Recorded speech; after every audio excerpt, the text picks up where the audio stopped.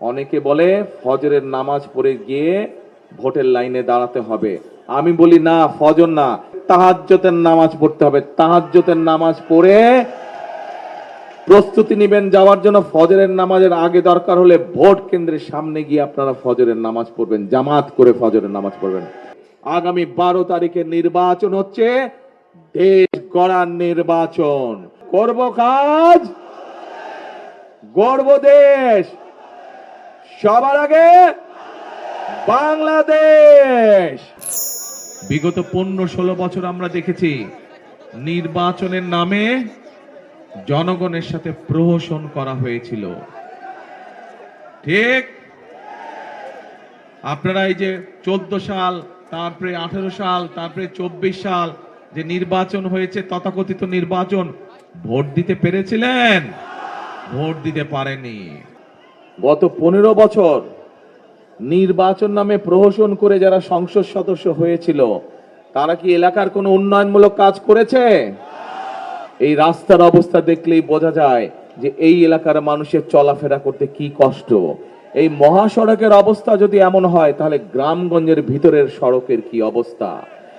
এই রাস্তা দেখলে বোঝা যায় যে বিগত 15-16 বছর যাবত এই এলাকার স্কুলগুলোর, কলেজগুলোর কি অবস্থা, ভেঙে চুরে নষ্ট হয়ে গেছে। ঠিক এলাকার সমস্যা হলে এমন মানুষ থাকতে হবে যাদের কাছে আপনারা গিয়ে কথা বলতে পারেন, যাদেরকে গিয়ে আপনার সমস্যা বলতে পারবেন, যাদেরকে গিয়ে এলাকার সমস্যা বলতে পারবেন।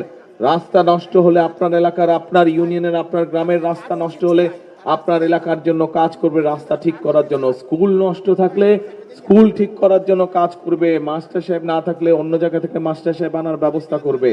হাসপাতালে ডাক্তার না থাকলে ডাক্তার আনার ব্যবস্থা করবে। এই জন্য আপনারা জনগণের সরকার প্রতিষ্ঠিত হওয়া দরকার, এবং জনগণের সরকার প্রতিষ্ঠিত হলেই একমাত্র জনগণের ভাগ্য পরিবর্তন হতে পারে।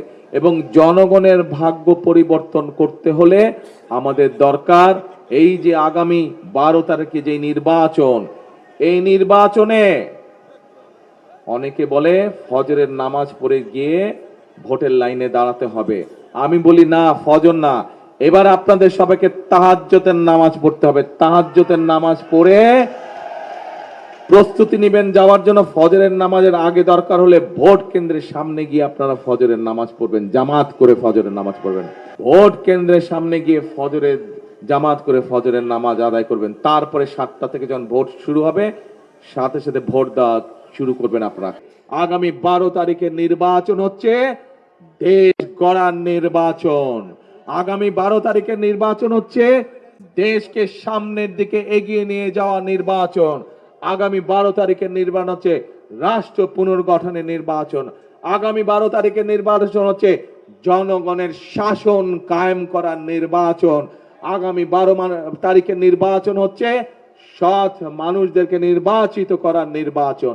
আগামী 12 তারিখের নির্বাচন হচ্ছে রাসূল করিম সাল্লাল্লাহু আলাইহি সাল্লামের ন্যায়পরায়ণতার ভিত্তিতে দেশ পরিচালনা করার নির্বাচন।